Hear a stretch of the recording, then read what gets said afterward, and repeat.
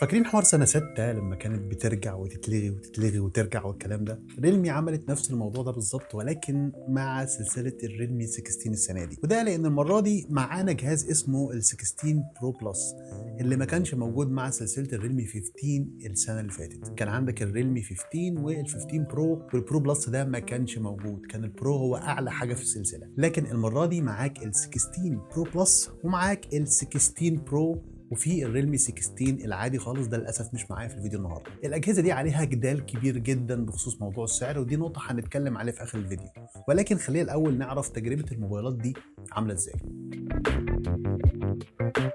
وخليني الاول ابدا بالجهاز الاقوى الريلمي ال 16 برو بلس، اللي المره دي هتلاقيه جاي بظهر من الجلد اللي ملمسه هتلاقيه ناعم جدا وفيه خربشه كده بسيطه، بالاضافه للوجو ريلمي اللي مكانه مختلف. والظهر الجلد ده هتلاقيه واخد كيرفات كده من على الجناب ماشيه مع الكيرف بتاع الفريم اللي لونه جولد وشكله شيك جدا، بالرغم من ان هو بلاستيك بس ما يبانش عليه النقطه دي. والكيرفات دي الحقيقه مخليه مسكه الموبايل نفسه في الايد ناعمه وسلسه جدا. ولكن الشيء المميز فعلا في تصميم الجهاز ده هو فريم الكاميرات الجديد اللي جاي بشكل لامع تماما، بالاضافه الى ان في كاميرتين جايين مع بعض في نافذه واحده، ودي حركه مش بنشوفها كتير في عالم الموبايلات، ولكن شكلها في الموبايل هنا مميز جدا. بس خليني اقول لك ان شكل الكاميرات مش مهم بقدر تجربه ادائها الحقيقيه، فتعالى كده نعرف ليه الجهاز ده ممكن يكون التوب في حته الكاميرات. مبدئيا كده انت عندك كاميرا اساسيه جايه بدقه 200 ميجا بكسل. الكاميرا دي جايه بمستشعر من سامسونج اسمه الايزوسيل الاتش بي 5، ده مستشعر قوي جدا وزي ما قلت بدقه 200 ميجا بكسل، وعاده بنلاقيه موجود في اجهزه في فئات سعريه اعلى كمان من سعر الموبايل ده. خليني اقول لك ان التفاصيل تقريبا مفيش عليها كلام. الديناميك رينج هتلاقيه مظبوط، معالجه الالوان مظبوطه،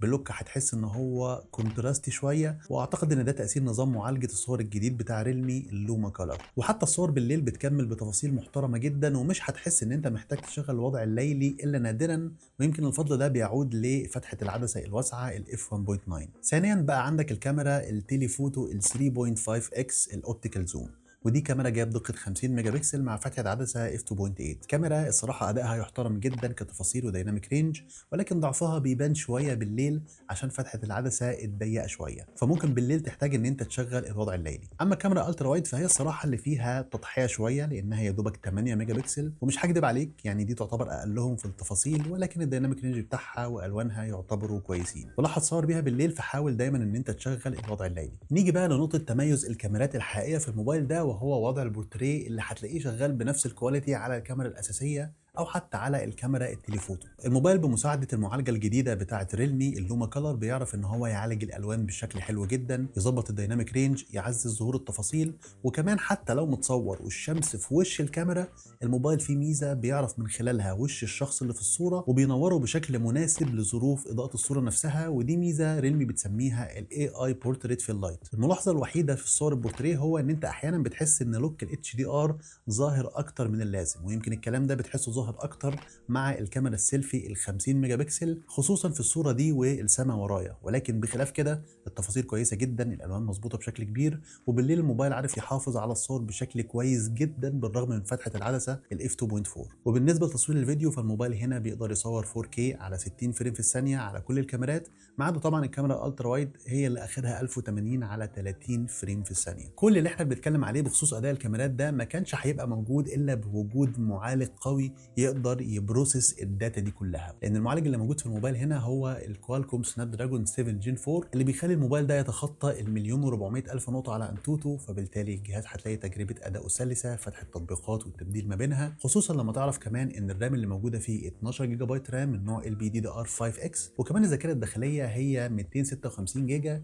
جايه من النوع السريع اليو اف اس 3.1. ولو يهمك اداء الالعاب فاحب اقول لك ان الموبايل هنا في وضع اسمه الجي تي مود، ده بتفعله من الاعدادات بيخلي الموبايل يديك اعلى اداء ممكن، فبالتالي لما بتشغله ممكن تلعب ببجي مثلا على 90 فريم في الثانيه، وفعلا هتلاقي ان ده ظاهر بشكل واضح في تجربه اللعبه نفسها. ولكن تجربه الاداء السلسه دي ما كانتش هتكتمل الا بوجود سوفت وير يعرف يوبتمايز الهاردوير بتاع الموبايل بشكل كويس جدا، وده اللي ريلمي عرفت تعمله مع الواجهه الجديده بتاعتها الريلمي يو اي 7. واجهه سلسه والانيميشن بتاعتها ناعمه، وتم اضافه فيها مميزات جديده بخصوص موضوع تعديل الصور والتصوير. يمكن احلاهم بالنسبه لي ميزه الاي اي ايديت جيني التاني اللي تم اضافه فيها حاجتين جداد. اول حاجه هو الاي اي لايت مي، ودي ميزه بتخليك تختار اسلوب اضاءه مختلف في الصوره. في كمان عندك ميزه الاي اي ستايل مي اللي بتقدر من خلالها ان انت تعمل صوره لنفسك بستايلات مختلفه كتير من خلال الاي اي. عاوز اقول لك كمان ان حتى الكاميرا حاطين فيها وضع تصوير جديد اسمه الفايب ماستر مود، اللي بتوصله لما بتحرك زرار الكاميرا اللي تحت، وبتلاقي فيه اوضاع تصوير مختلفه بستايلات الوان كتير، وبتقدر كمان ان انت تخش وتحدد على اعدادات كل مود تصوير منهم بشكل منفصل. فالموبايل هنا بيقدم تجربه تصوير فعلا تحترم. الحاجه بقى اللي ما اتغيرتش عن الجيل اللي فات من الموبايل ده هو الشاشه، واللي صراحه اصلا ما كانتش محتاجه اي تغيير. الشاشه هنا ما زالت ايموليد بالكواد كيرف اللي موجود على الجناب، اللي ما زالت نازله بنفس حجم شاشه ال 15 برو ال 6.8 بوصه، وكمان نفس التردد ال 144 هرتز. وبالنسبه للسطوع فالشاشه هنا بتوصل معاك لحد 1800 نت او شمعه، مع بيك برايتنس او سطوع اقصى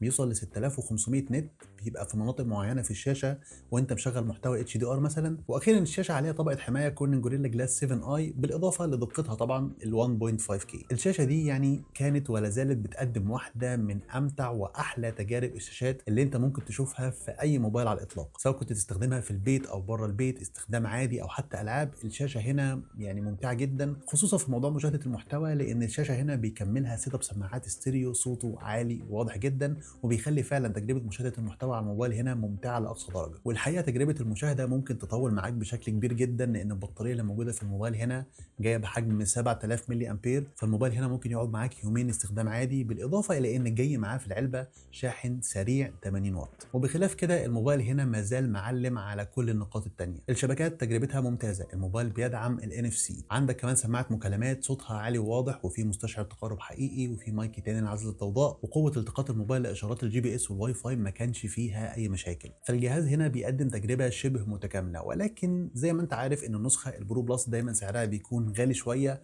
ولذلك عندك النسخه الاكثر اقتصاديه منه وهو الريلمي 16 برو. الموبايل اللي تصميمه هتلاقيه فلات شويه بعكس تصميم البرو بلس. الظهر هنا هتلاقيه مط مش لامع جاي من البلاستيك بالاضافه للفريم البلاستيك، ولكن بعيدا عن التصميم بتاع الموبايل خلينا اقول لك ان في فرقين جوهريين ما بينه وما بين النسخه البرو بلس. اول فرق منهم هو غياب الكاميرا التليفوتو، للاسف مش موجوده مع ال 16 برو. عندك الكاميرا الاساسيه ال 200 ميجا بكسل، وعندك الكاميرا الالترا وايد 8 ميجا بكسل، وتجربتهم مماثله تقريبا للي موجودين في البرو بلس. وعندك كمان نفس الكاميرا السيلفي ال 50 ميجا بكسل. الفرق الجوهري الثاني اللي ما بين الموبايل ده والنسخه البرو بلس هو المعالج، لان المعالج اللي موجود في الموبايل هنا هو الميديا تك دايمنسيتي 7300 ماكس، وده معالج بيخلي الجهاز يوصل لحدود المليون نقطه على انتوتو تقريبا. ولكن بالرغم من كده اداؤه في الاستخدام اليومي فتح التطبيقات كان سلس جدا، والغريب ان اداؤه في الالعاب تقريبا مساوي لتجربه السناب دراجون 7 جين 4 اللي كان موجود مع النسخه البرو بلس، لان الموبايل هنا شغال لي ببجي تقريبا على 80 او 90 فريم في الثانيه. فالتجربه هنا حتى في الالعاب تعتبر متقاربه جدا. غير الفرقين الجوهريين دول عندك برضو اختلافات تانية، زي مثلا ان الشاشه هنا جايه فلات تماما ما فيهاش الكيرفات اللي على الجناب، وزي برضو ان الموبايل هنا بيقدر يصور 4K على 30 فريم في الثانيه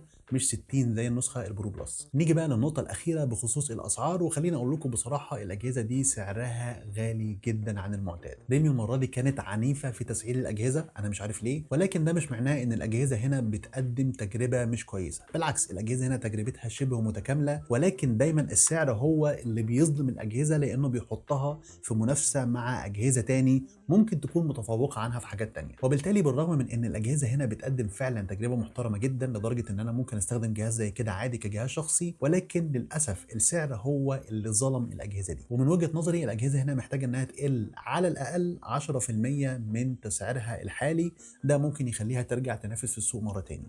فده بشكل عام رايي عن موضوع السعر، ومحتاج برضو اعرف رايك في التعليقات، انت شايف الاجهزه دي المفروض تتسعر بكام؟ وبس كده، دي كانت كل حاجه عن سلسله الريلمي 16. فلو عندك اي سؤال اكتبه في التعليقات، وطبعا بخصوص موضوع السعر انا مستني اسمع رايك، دي نقطه مهمه جدا. كان معاكم محمد الخياط، واشوفكم ان شاء الله في فيديو جديد قريب جدا. سلام.